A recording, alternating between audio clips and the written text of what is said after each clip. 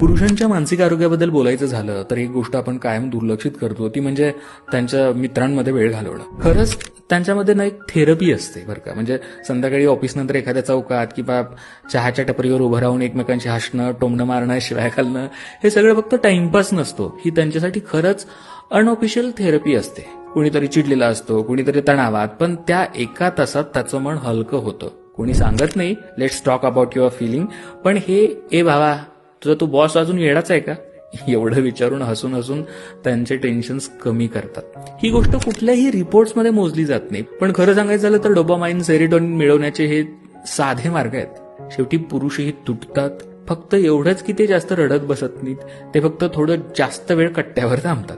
तर मैत्रीतले कट्टे, टपऱ्या, ते विनोद ही त्यांची मेंटल सपोर्ट सिस्टम असते, जे कधी विजिबल मेंटल हेल्थ म्हणून दाखवलं जात नाही, पण जे त्यांना खूप मोठ्या संकटापासून वाचवतं. म्हणून पुढच्या वेळी असा कोणी संध्याकाळी टपरीवर जातोय म्हणाला तर त्याला फक्त टाइमपास नका समजू, कदाचित तिथेच त्याचं मन रिलॅक्स होतंय.